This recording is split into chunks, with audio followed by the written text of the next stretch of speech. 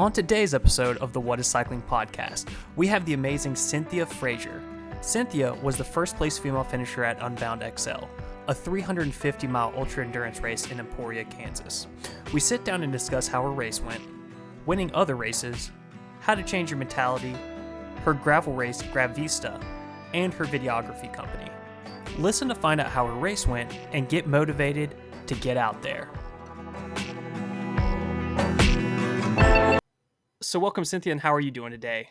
I'm great. How are you? I'm doing well. It's so nice to have you on. I was so excited when you agreed to do the podcast because you crushed Unbound XL and you were the first women's finisher at Unbound XL.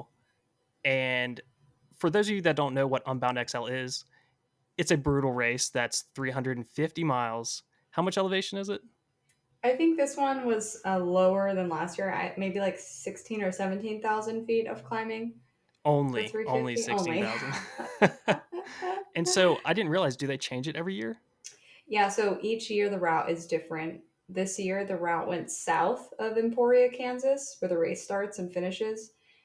In last year and in 2019 when I did the 200, the race went north. So the terrain is actually significantly different, and there's a headwind when you're going south. So if you go south to start with, then you have a tailwind on the way home, Ooh, that's unless nice. unless it starts raining and then everything breaks loose and you never know what's actually going to happen. But typically, if you go north, that means that on the way back, you're gonna have headwind. So it's definitely more of a challenge if the routes are north. The Gotcha. terrain is also a little more challenging as well. Yeah, I mean, just doing that mileage and climbing that much on gravel anyway that just beats you up and spits you out is just so impressive. Well, thank So, you. yeah. So then how did you get into cycling and what made you what draws your curiosity and passion towards endurance?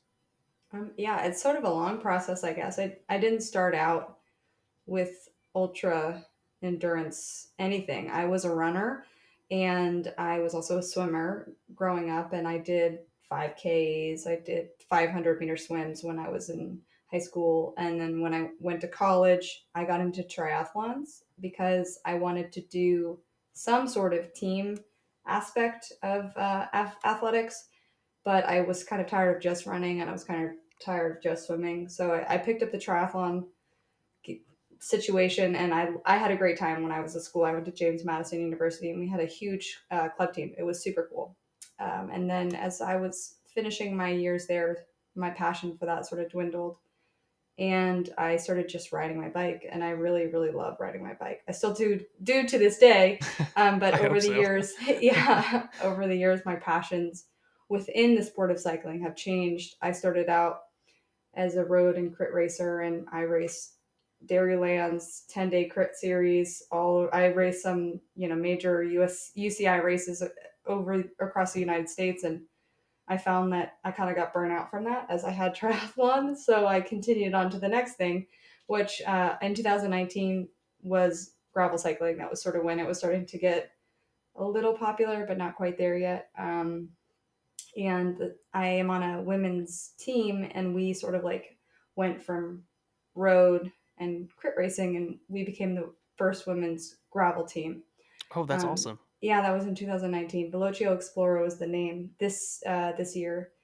It's run by my good friend Britley Bowman. But I that year was still just doing regular, regular. We were doing like 60, 80, 100-mile races, and I did do the 200 Unbound 200 that year.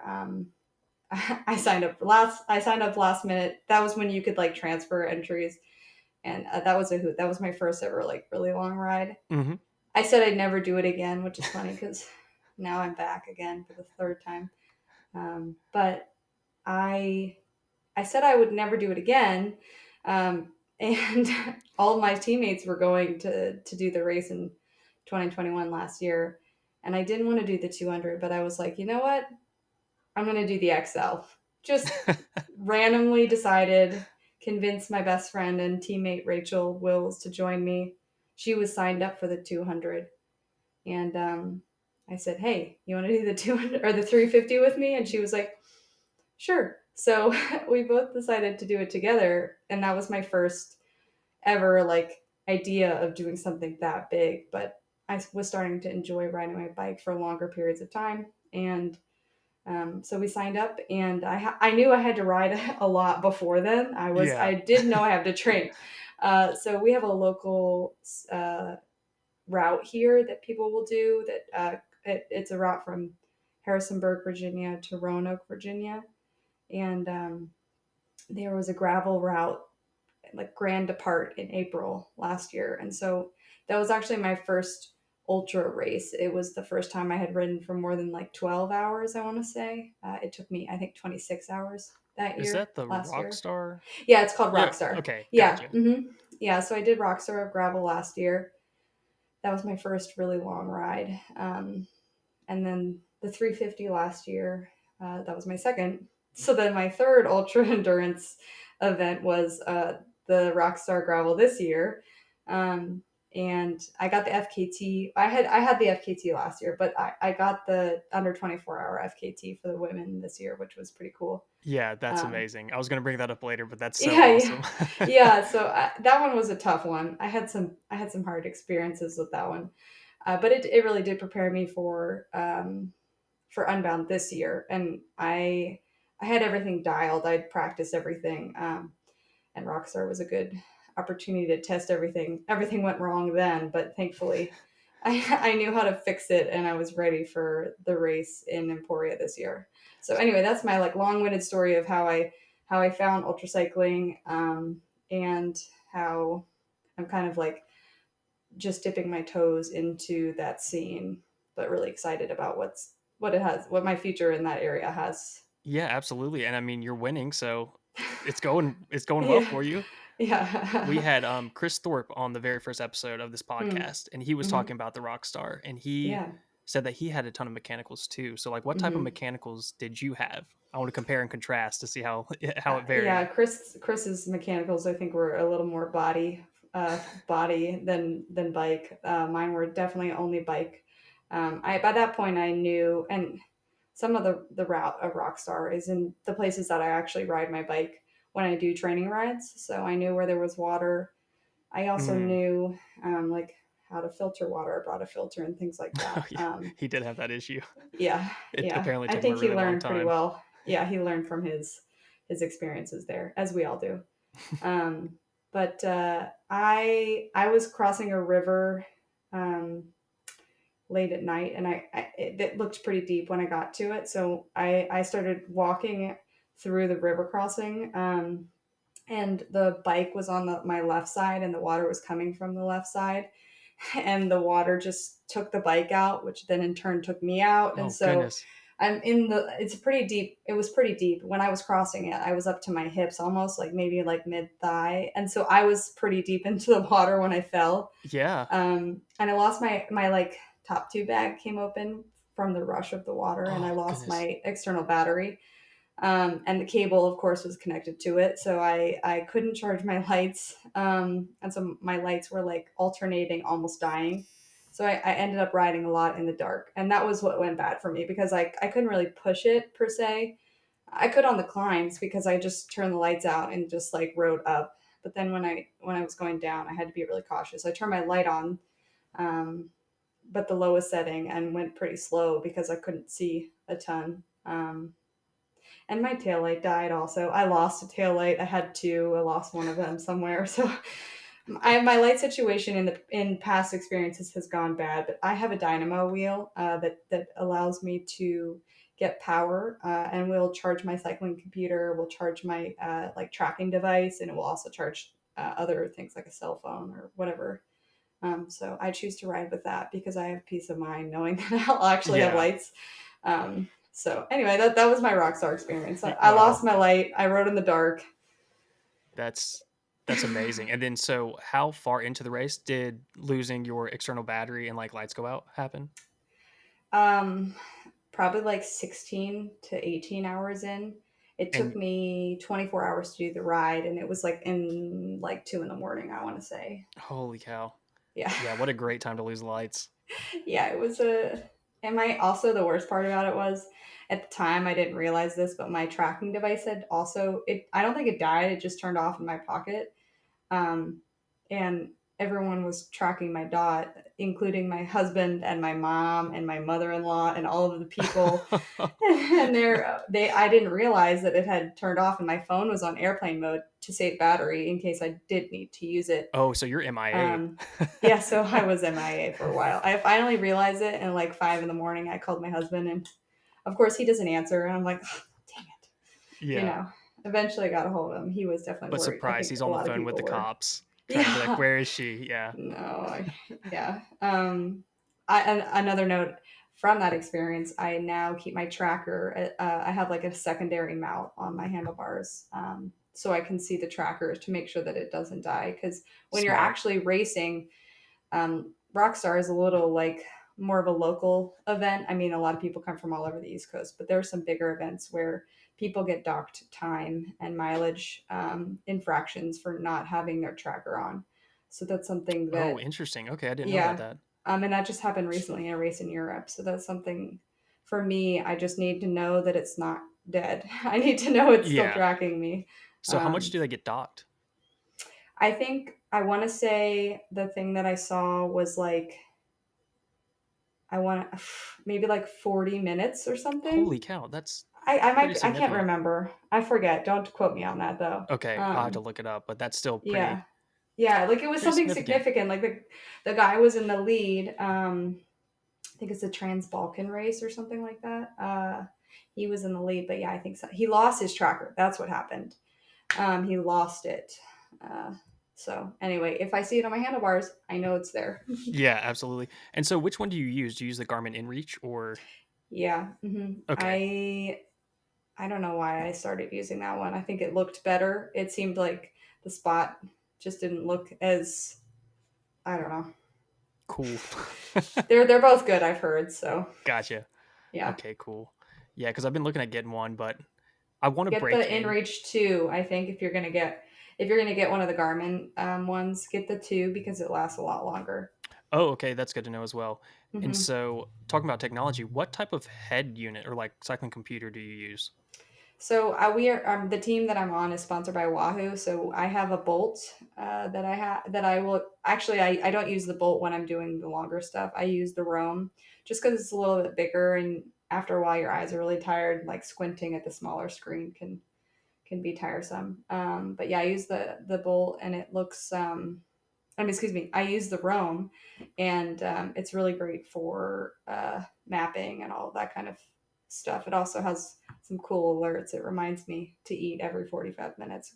Now, Oh, that's do I cool. always follow what it says? No, but it does annoy me every 45 minutes. Time to eat. That's good. Do you have to like how long is the battery life? Do you have to keep it charged and do you plug the dynamo into that or use the external battery? Yeah, I actually have learned a lot about dynamos, dynamo wheels, and I've trial and error. Friends have told me. I don't use an external battery when I have a dynamo. The light is actually the like pass through, so you don't have to use an external battery. You can literally plug whatever it is you want to charge into the light, and if the light is at the off switch, it's essentially just directing current into whatever it is that you want to charge. So I keep my computer charged. I keep it plugged in all day. So basically until I want to say like 8 p.m. from whatever time I've started, and then it'll last through the night. And luckily, the InReach I have it set up now where it lasts a pretty long time, and I don't need to plug that in. Um, so that's sort of how I charge and alternate things Gotcha. while Because I've always been racing. curious about that because I've never understood how the dynamo has really changed the game for things, but I never fully understood how you could ride that long without taking like 3 to 4 different external batteries and stuff. hmm But that makes sense. So Yeah, the obviously, I need to dynamo get it. wheel is the way to go. It's just expensive, and it does actually cost you. It does cost energy. I think you lose like 1 to 3 watts um, from it, like over the long term. That ends up adding up significantly. But again, like I mentioned, it's definitely worth it for me for the peace of mind to know that I'm not going to lose my lights. Yeah, absolutely. I would just want that comfort as well. Yeah, But you're it's worth winning a it. race once again without lights, so you don't really even need them. Yeah, I definitely needed them at Unbound XL though. Yeah. Definitely. So, well, let's get into Unbound XL. Sure. How did that race go for you? Besides obviously winning. Yeah, it was great. I had everything dialed. I had all of my things plugged in. I knew where everything was. I had ridden on my relatively new bike enough times. I had all of the stuff set up. Um, so I didn't really have to focus too much on that. I was able to just ride, where previously I'd like be worried about trying to figure out how to plug in while riding, or um, like I knew where my saw tabs were, and I take Tums, so I knew where those were easily accessible in my pocket, and I just had I had everything. I've gotten everything dialed at this point, so I was able to just focus on racing, which was super fun.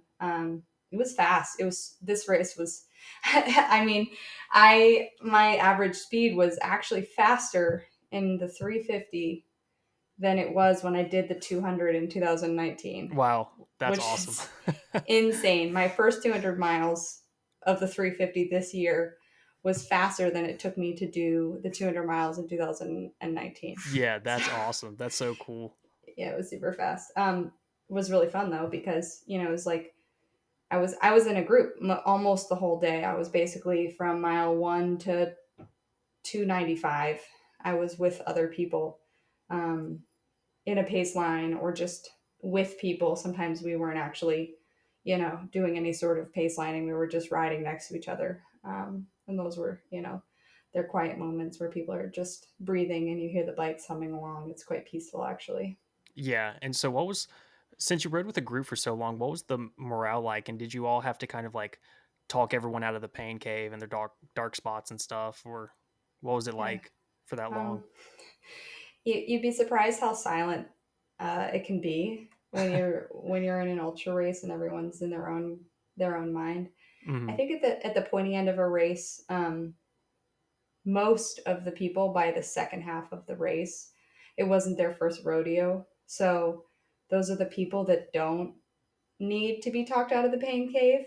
Those are the people that are in their own mind telling themselves to keep going.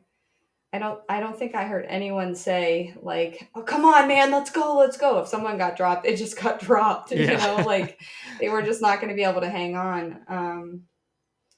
And I guess that's just how ultra cycling goes. I think it may be different depending on the race. Like Tour Divide is obviously a different thing. Like when you're walking through snow, like they are right now, like you're going to be encouraging everyone that you're around with. But when you're Yeah. riding at 15 miles an hour and everyone is working really hard and focusing on themselves, it's sort of hard to, take that extra effort.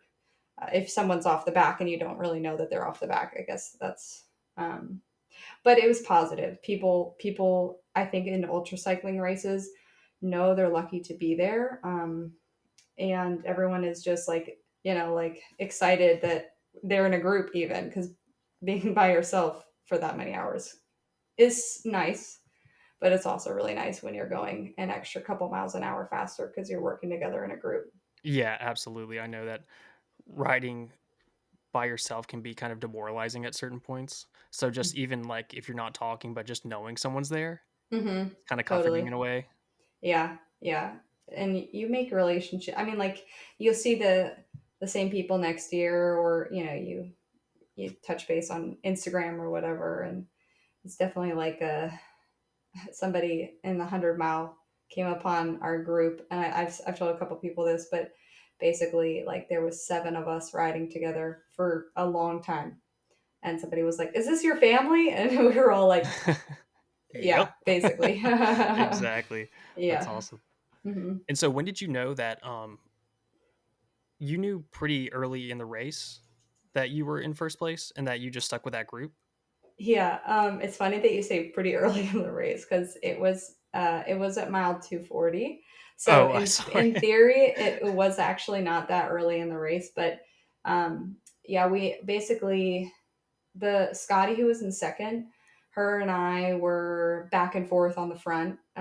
Different circumstances happening, like somebody having to go to the bathroom, someone leaving the convenience store before the other, somebody just needing to stop for a second. Like certain things happen, um, and we basically were like kind of back and forth all throughout the night.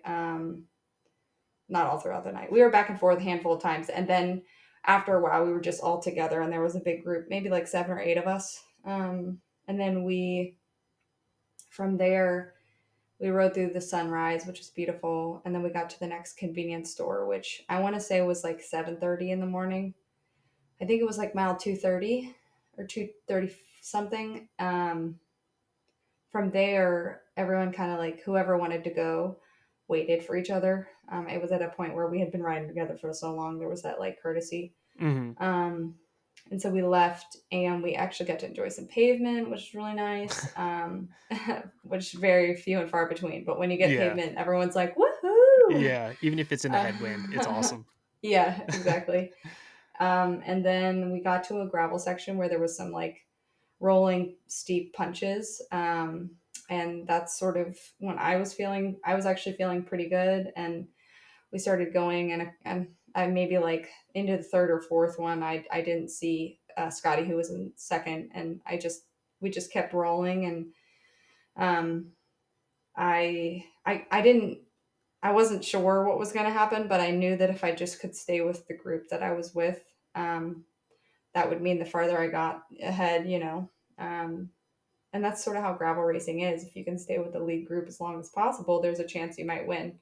So I just stayed with them as long as I could. I was still like taking polls myself, you know, on the front. I was still feeling really good, which sort of surprised me, because I was like, I don't know, 260, 280, 290 in. Uh, but yeah, then the last 55 miles I rode by myself. I got dropped by the group I was with. All of the guys hopped on the different 100-mile, trains that were coming. We came up to the 100-mile course, and they were faster than I was. So I basically rode the last 3.5 hours by myself, and it started raining. So it Oh was yeah, icing on the cake. it was a quiet, rainy 3.5 hours. Um, but I was excited. I was still riding hard because I knew at that time I was still in the lead, and I wanted to get there as fast as possible. I also wanted to get my wet shoes off as fast as possible. So Yeah, there was that's that. the best feeling. Yeah. My shoes weighed an extra like half a pound because there was so much sand in them. It's I crazy. bet, I believe it.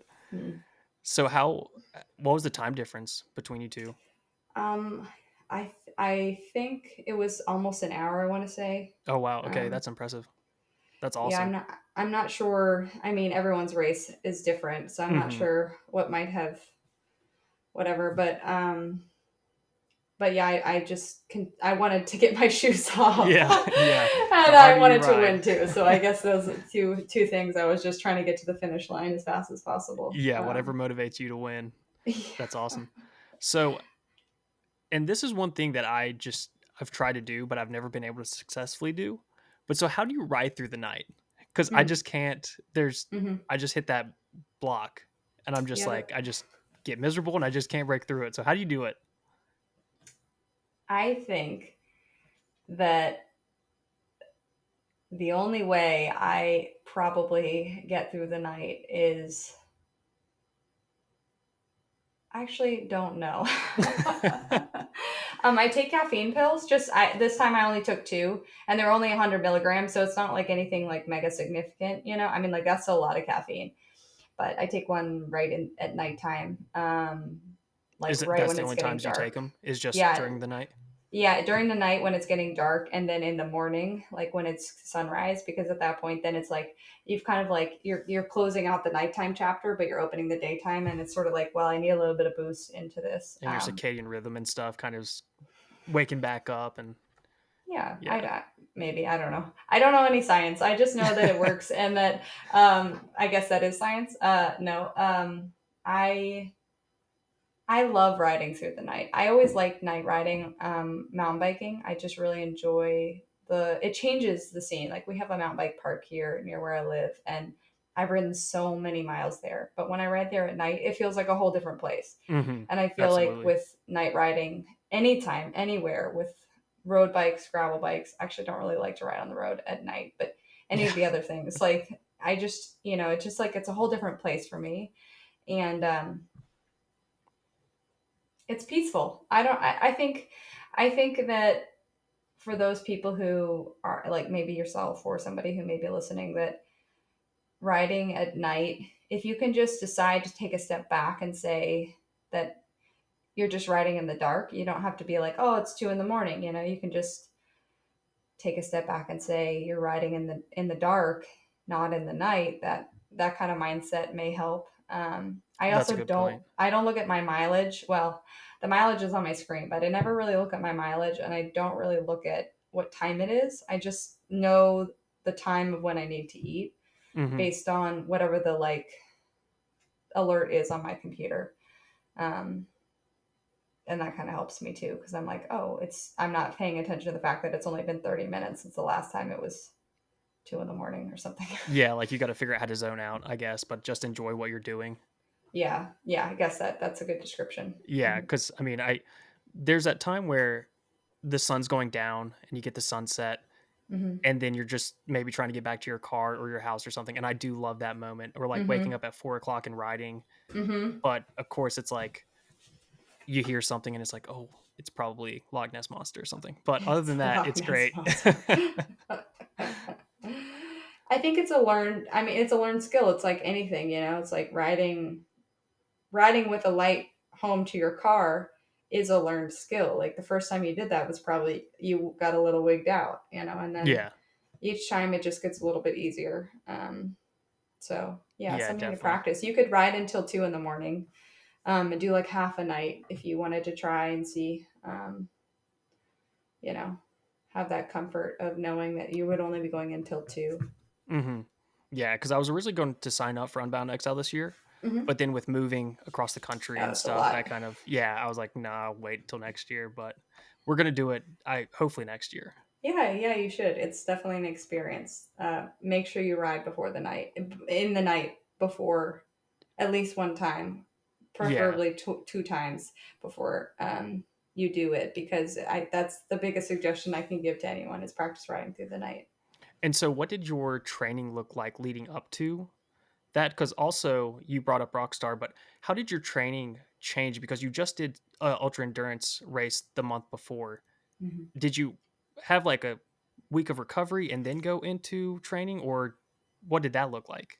I would consider myself the most sporadic trainer. I don't, Okay. I don't follow a plan. I considered it and then I like threw that out the window. I was like, this is dumb. I just want to Heck ride yeah. when I want to ride. I like that For mentality. me, if I have a plan, it actually, it hinders me more than it benefits me. I just, if I feel like riding, I want to go out and ride. I have a lot Hmm. of friends that like to do big dumb rides on the weekends.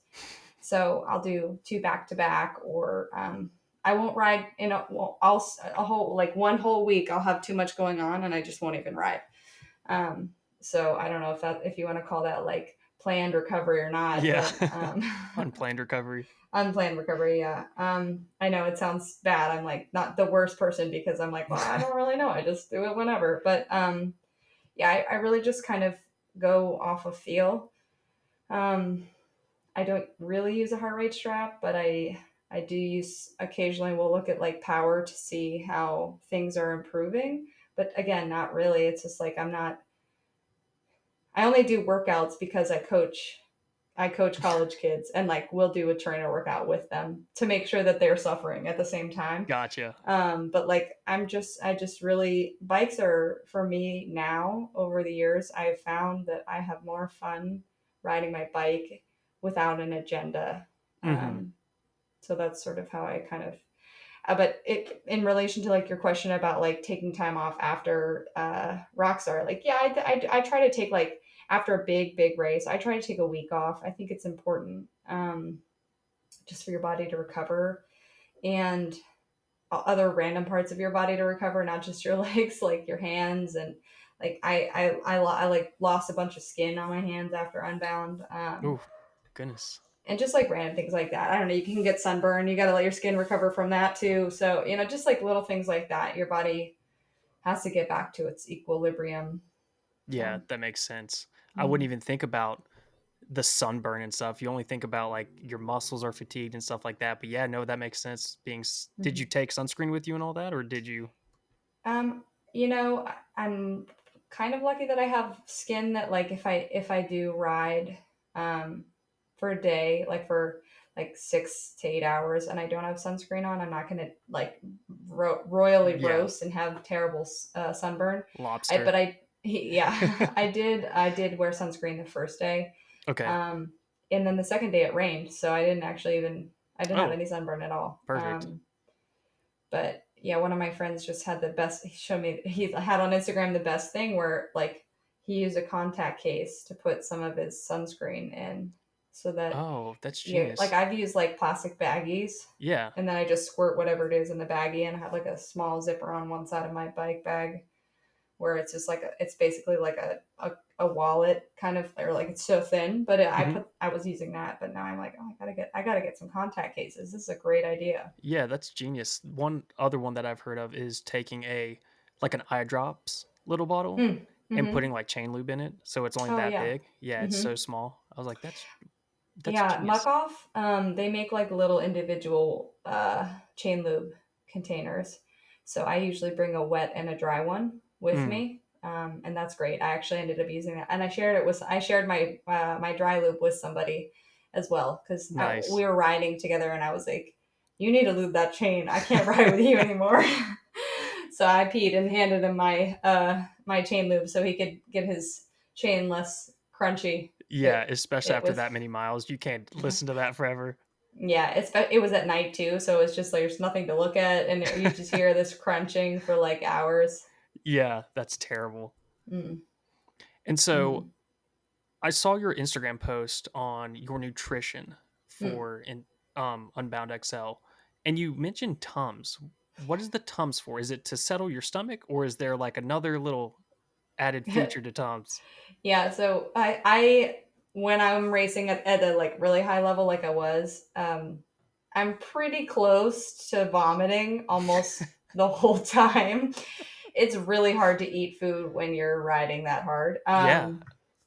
It ebbs and flows. Hmm. Um, and I've gotten better at like eating the right food that doesn't. But man, when food is really dry, like if you're eating a fig bar, Oh yeah, it's terrible. oh gosh. So I take Tums just in case I just kind of continually take them throughout the day because it just really helps keep your stomachs, like you don't get a sour stomach. You may feel a little queasy at times, but it's really helpful because you're just taking in so many calories, It's so much or at least you're sugar trying and to. stuff. Yeah.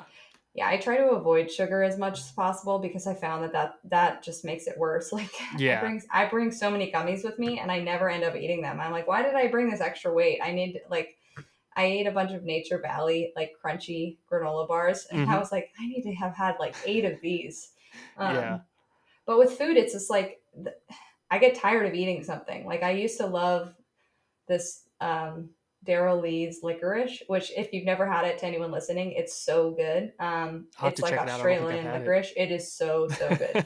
But I've eaten so much of it, like I just don't really have as much of a taste for it as I used to. And that just goes for any food. Like after I eat something so many times, I'm like, I don't really want that. Like I've got to Yeah. find something. I've got to find the next thing that I want to eat when I'm riding for 24 hours or whatever. Yeah, I'm the same way. Like I can't eat Cliff Bars anymore Oh because I'm God. just eating them like they're the first Oh. things I eat on the ride just because I'm like they're dense and my body can digest it. But yeah, I get the same way. I'm like there's a certain point where it's just my body's going to reject it. And then I Mm-hmm. have to switch to gels, which is another sugary thing, but yeah, the Tums, I've never really even thought about taking Tums during a ride, but Oh my God. that's a So good good. idea. Yeah. Yeah, I can't, I haven't taken a gel in a long time. That's the right They're move. just, yeah, they just don't work for me. I tried one at Mid South this year. I had the worst gastric distress I've ever had in my life. I spent like literally the first 50 miles in just like pure pain. So Yeah. I just won't do any gels. People love them, and a lot of people will just eat them for ultra stuff. And I'm like, how do you do that? Like Yeah. that's insane. I saw one But video where Lachlan Morton was doing something. It was for that EF like YouTube series or whatever. mhm. And one guy was doing the race with him and he just taped like 36 gels And I'm like, you're going to die Yeah. or get an Your ulcer body in your cannot stomach. process that. Yeah, probably Yeah. getting an ulcer. Yeah. Like that's such a terrible idea.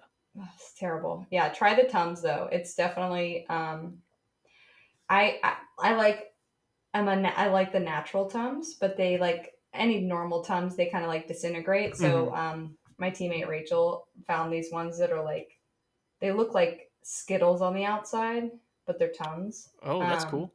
yeah, I don't remember what they're called, but they don't when they're in your pocket or in they're in their bike your bike they are in your bike bag and they like jumble around, they don't disintegrate, which Oh, yeah, that's nice.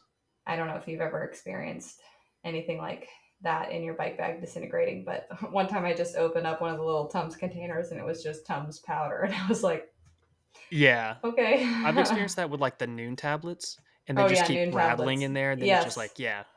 Yeah. Mm-hmm. And so on your Instagram post when you talked about the nutrition, how in the world did you keep up with everything you ate? Those are the things I remember actually. Oh, dude, that's Um, amazing. well, and most of that stuff I bring with me. Like I'll bring like 12 hours of food with me. Oh, okay, Um, gotcha. That makes a little bit more sense. Yeah, I mean, I can find. I know. So I practiced like again in the last year. I've learned so much. I've practiced gas station stops. Um, so I know like I live in a place that's in a very small town. So the gas stations that are around me are very mom and pop. They don't have a ton of stuff, and they're the perfect thing to practice for something like Yeah. Unbound because those gas stations are the same way. They're actually more bougie than the ones that I have, but anyway, Casey's is like next level. Yeah, definitely. And Casey's loves. grocery store or Casey's gas station is like the Cadillac of gas stations. But yeah, I bring a lot of food with me, but I know when I go into a gas station, 99% of the time they're going to have Kind bars and they're going to have fruit and they're going to have nuts. Um, and then I may be able to find something else, but I just know what works for me and I try and bring as much as I can without having too much stuff, you know? Hmm. Um, And so those are the three kind of main things that you look for, like kind bars, fruit, and nuts. Yeah, and I drink unsweetened tea. That's really nice because it doesn't have a lot of sugar, but it has caffeine.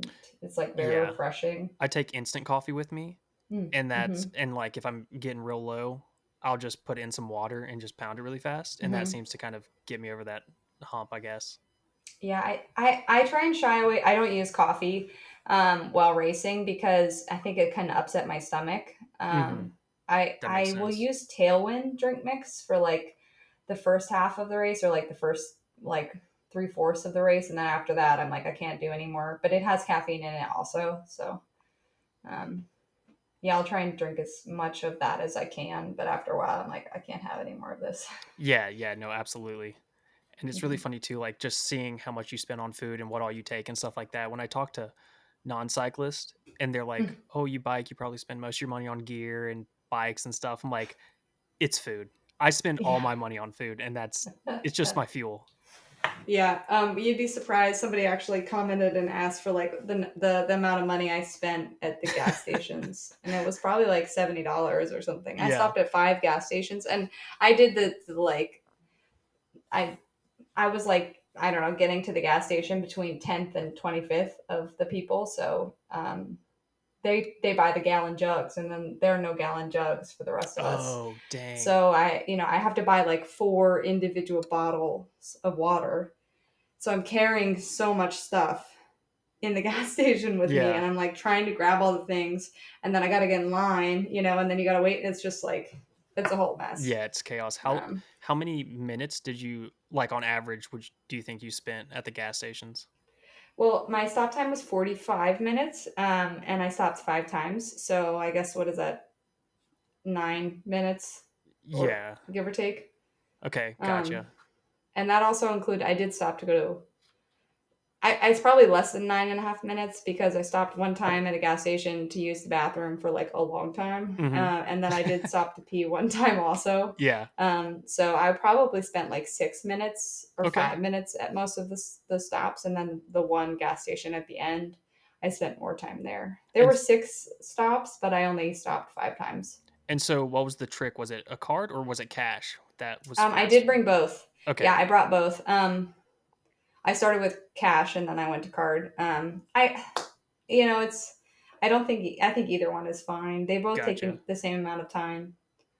So, Yeah, I've heard of like some people during the race just be like, "Here's a 20, I'm walking out," or something like that. yeah, I'm I like, would never do that. That's poor form. yeah. They got to keep their inventory, and they just make us as cyclists Oh, look bad. that's a good point. I've never really thought about the inventory aspect Hmm. of it. But you would think Yeah. though, will it like with the race that's been there now for how many years, but you would think that they'd kind of get excess gallons of water and stuff like ready for the race and racers and all that, so you don't have to be carrying 4 individual bottles. Yeah, I don't. I think, I guess there's 100 people. There were 125 people that started the race, so I don't know. I don't mind grabbing the bottles, but it is annoying when you're trying to actually grab food as well. You're like, Yeah. I need 8 hands, and I only Yeah. have two, and I'm Exactly. really tired, and I'm walking around in cycling shoes. Like, Yeah, exactly. And so it sounds like you've had a pretty dialed in setup and like you just rode, but was there anything you would have changed? um,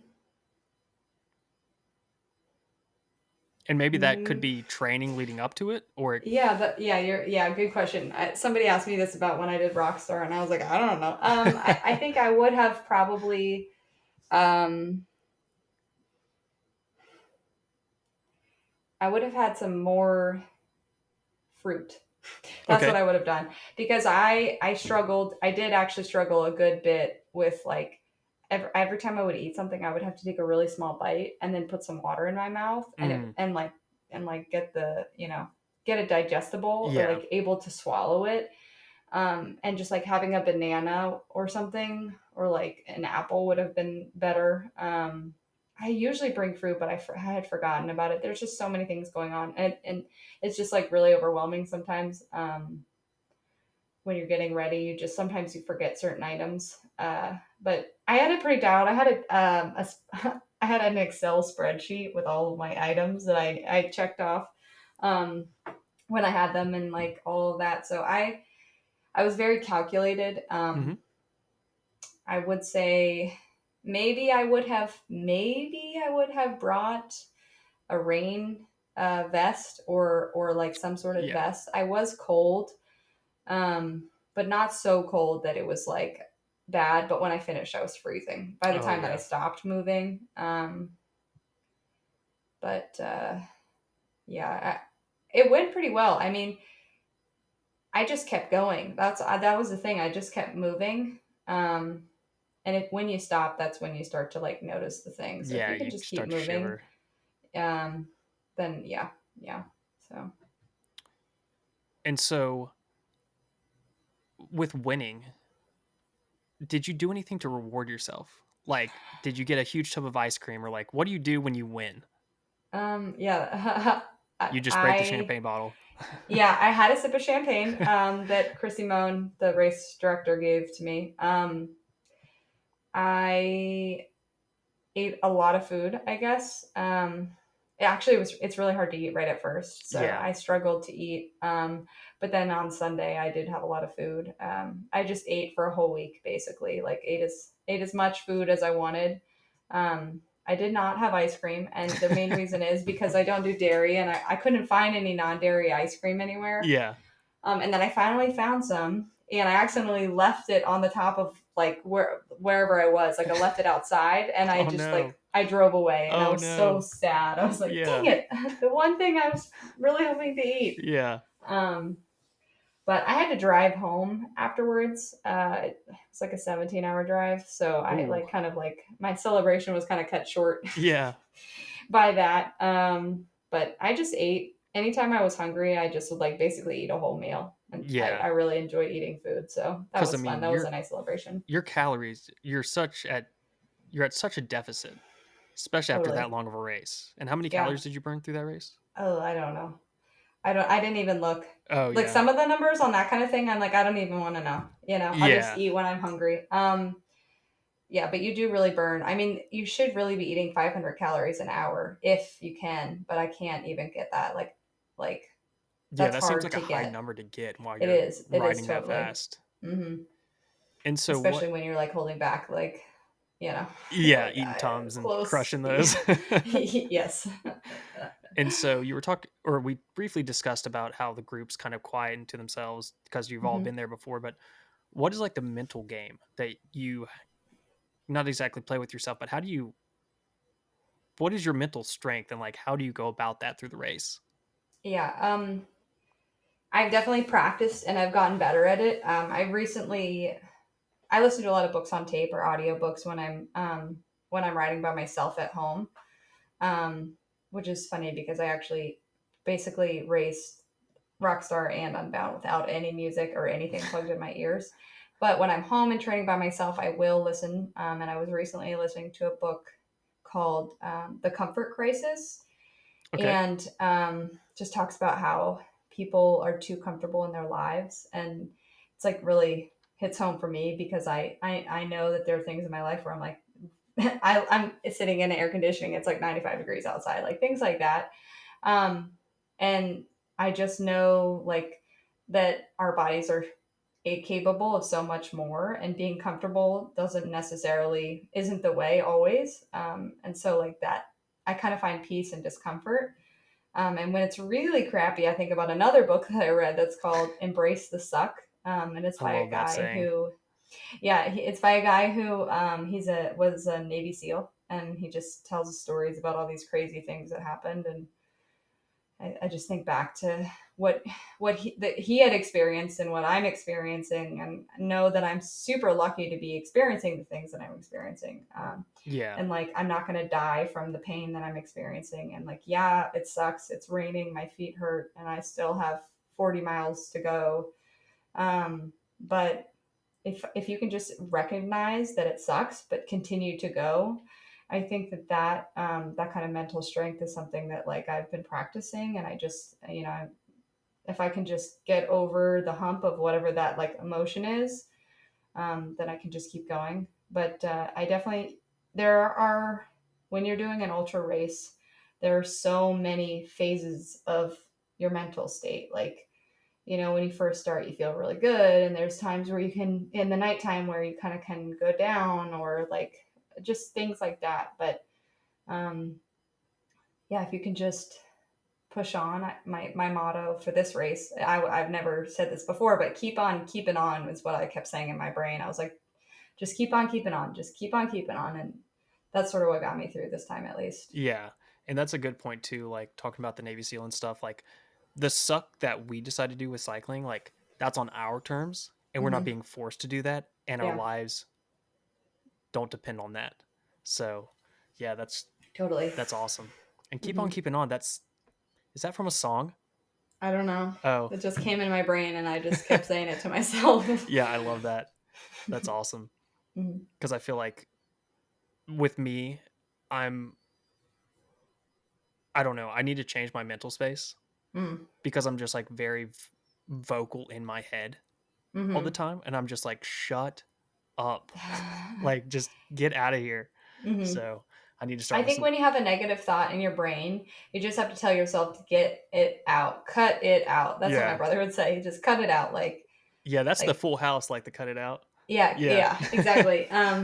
But yeah, I would like, I have definitely, I have changed my mental game from just a few years ago to stop being so negative, Mhm. and just not have negative thoughts. Like if I catch a little bit of a hint of negativity in my brain, I will immediately change my mind. Like I will be like, get rid of that thought. Like, if I hear other people that are negative, I try and encourage them. Like, I don't ever want to influence anyone with my negativity. And I Mhm. know that people can feel other people's negativity even when Absolutely. they're not saying it. And so I try really hard to be a positive person, especially in the ultra space when we're all suffering. We're all in our dark places. But if you can be positive, even if you're suffering, like that goes a long way for another person. That could encourage them to also be positive. Yeah, that's a good point too. I feel like my like I kind of feed into not exactly the negativity, but like to the suffering aspect of it. Hmm. Like if I start getting pain in my legs or something like that, like I feel like it just heightens, and it's like, Hmm. wow, this really does suck. My legs hurt so bad. It's like, just keep pedaling, like just keep going a little bit, go for another 30 minutes, see what happens. Like I need to Yeah. keep encouraging myself, I guess. Yeah, and like you said, just another 30 minutes or whatever. Like things that I do are like, okay, make it to the next 50 miles. Okay, now make it to the next 50 miles. I mean, like if you're riding 20 miles, make it to the next 5 miles. I mean, these applications are good for any kind of like endurance, anything. It doesn't have to be cycling. It can be running or playing your violin for another 5 more minutes. Yeah. Like.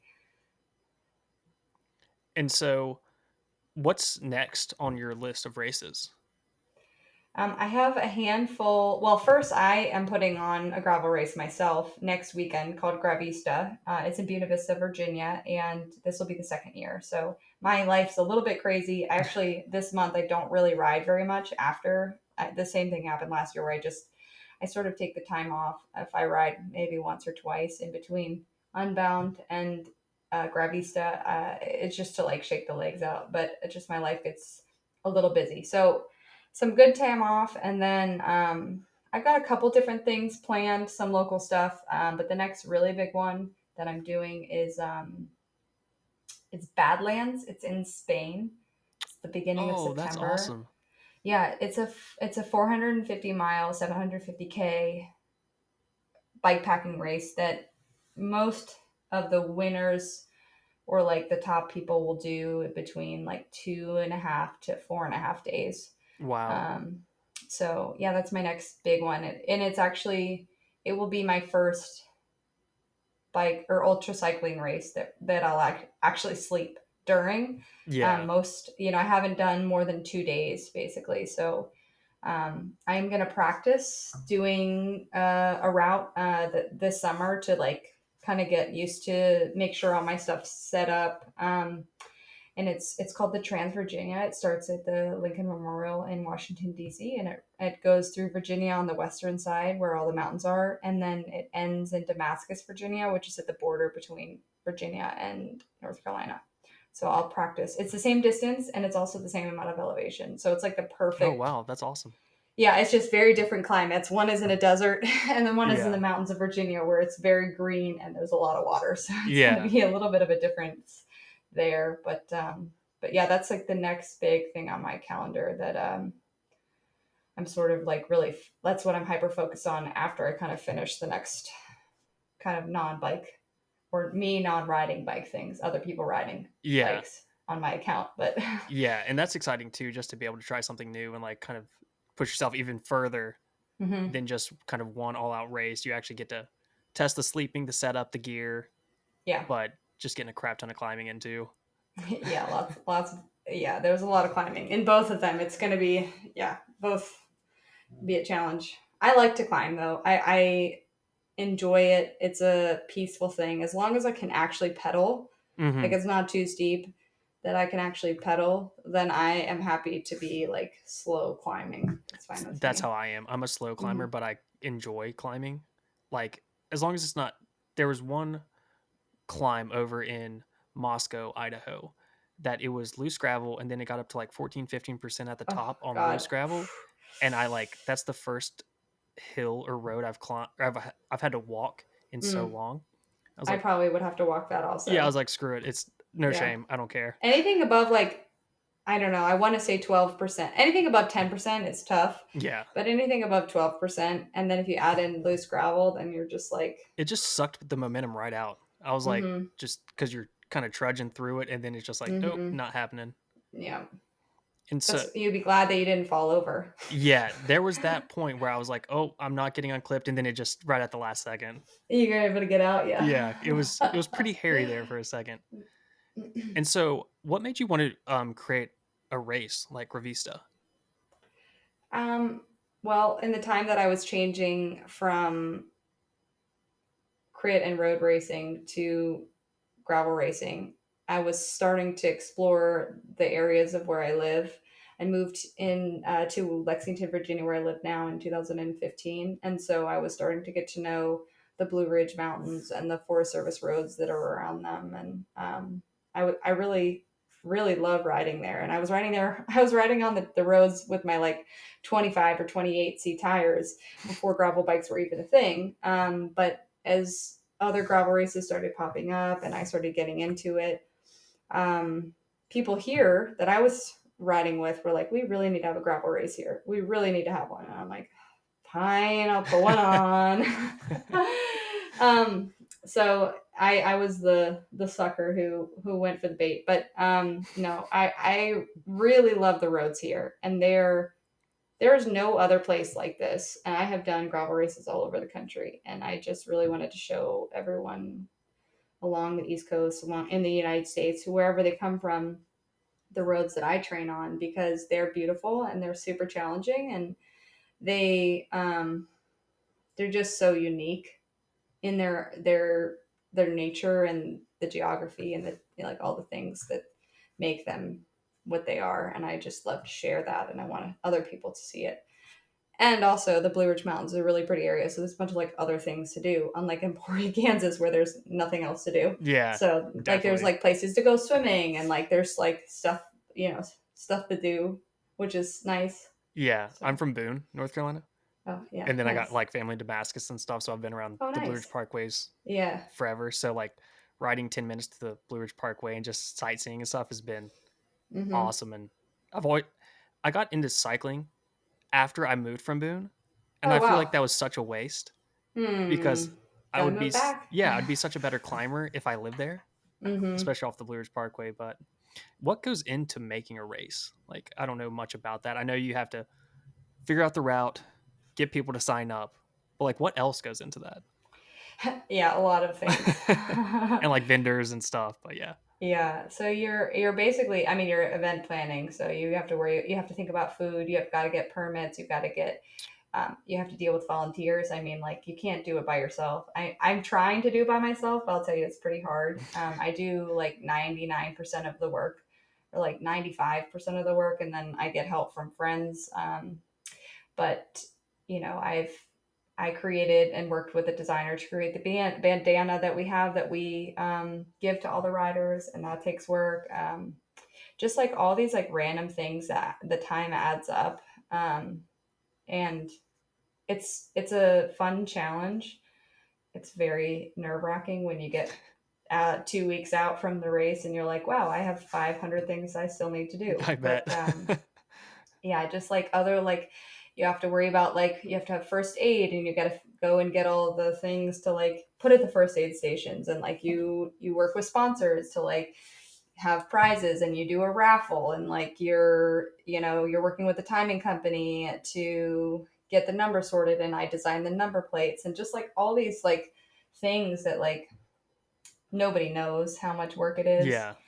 But it is a lot of work, and I never thought I would be an event planner, but somehow I found myself in this position, and it's kind of fun.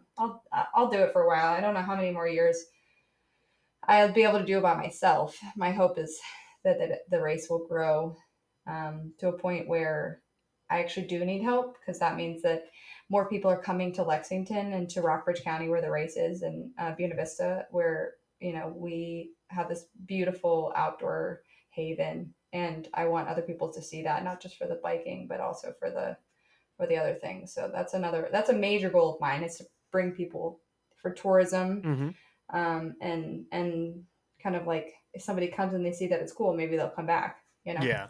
And that's what I like too, what you're doing. Like, not only are you winning races, like trying to get women into cycling and all that stuff, but like creating a race and like you're giving back to the racing community as well. Like, I just think that's so awesome. Well, thank you. I appreciate that. It's a thankless job, as many people would say, but I'm just happy to show, for all the people to show up and see them on the race start and head off into the mountains, because I know that they're going to have a great time. Yeah, They it's going may to be hate me. challenging, but it's going to be awesome. Yeah. One of the guys came up with the hashtag. As my Instagram handle is Watt_wagon. And one of the guys who did the route last year, he said hashtag why wagon why. So for those who are doing the course and are suffering out there, they can think of that Yeah, that's why really wagon funny. why. I knew about your handle, Wattwagon. Like I heard it and people would discuss Walt Wagon, and I think it's because of the team or something. Oh, And that's then funny. and then I heard your name, Cynthia Frazier, and I was like, I don't know who that is. And they're like, Walt Wagon, and I was like, I do know who that is. Like, I follow her on Yeah. Instagram and stuff, so that's really funny. My husband came up with that like many, many years ago. Like, I don't know, 2013 or 14 or whatever, when like it was not even like Instagram wasn't really even a thing. Hmm. It was his idea, so he Nice, gets the that's credit. awesome. Yeah, it's partly. I guess it's my identity. Some people call me Wagon as a nickname, Okay, just like you know. that's a sweet nickname though. I prefer not to say mine. Um, Yeah. and so I guess for the last question I have for you, Sure. you're a wedding videographer. Hmm. And so what happens if someone's like, hey, I want you to do our wedding, but it's on the weekend of Unbound XL? What are you I actually choosing? had someone ask me that for this next year, for 2021 or 2023. I mean, Yeah. um, And you said reschedule your depends. wedding? Yeah.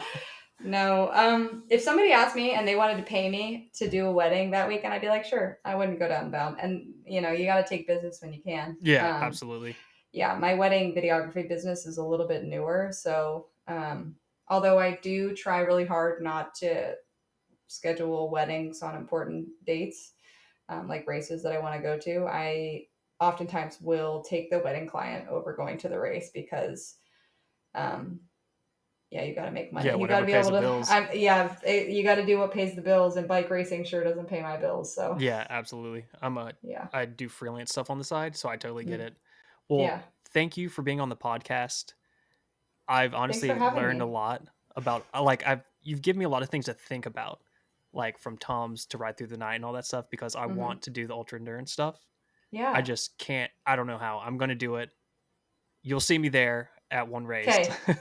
If I unless I'm doing a wedding, I will see you there. I may Deal. do the 200 next year though. I'm not sure. I haven't decided. Okay. I'd be curious to try because, like I mentioned earlier, my first 200 miles of my XL was faster than my 2019 200 miles. So I'd just be curious to see how I could do. But then again, I don't know. When you win something, you kind of got Yeah, to you got to go go back back and and defend the title. defend the title. I know that gives me a lot of stress thinking about Yeah, it. just pound Tom's. Yeah, yeah. Pound the tums and just keep on keeping on. I'm going to see if Tom's will sponsor this episode, and then we'll go Yes, from there. please do. Yeah, especially the ones like I said, they're like the ones that have like the coating on the outside. Those are the Yeah, best. I'm going to I'm look sure for those. they probably have a lot of preservatives in there, but If for it's only anyone for race listening, the days, I don't natural care. tums, the natural tums are the best. There's like the flavors are really good. And We they're buy the them ones in that are bulk from like Amazon. they kind of rub together and turn into powder. Yeah, they do. Okay, Yes. gotcha. Have to find a Yeah, solution for that. actually, another suggestion, last one, and then we can mic drop. Is I my friend Rachel gave me this suggestion, but if you buy Mentos gum that comes in like they come in like tubes and they have like these little pop Oh tops. yeah, You can use those, and if you put I put them in my pocket. Some people put them in their bike bags, but like yeah, those are good places to keep like salt sticks pills or caffeine. Or I actually mixed the salt stick and the tums in one container because that was like I was basically just like drinking out of it. I just open it up and whatever fell in my mouth fell in my mouth. yeah. So That's awesome.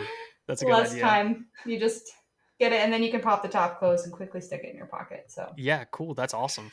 okay, mic drop. Yeah, mic drop. All right. Well, thank Cool. you for being here. Yeah.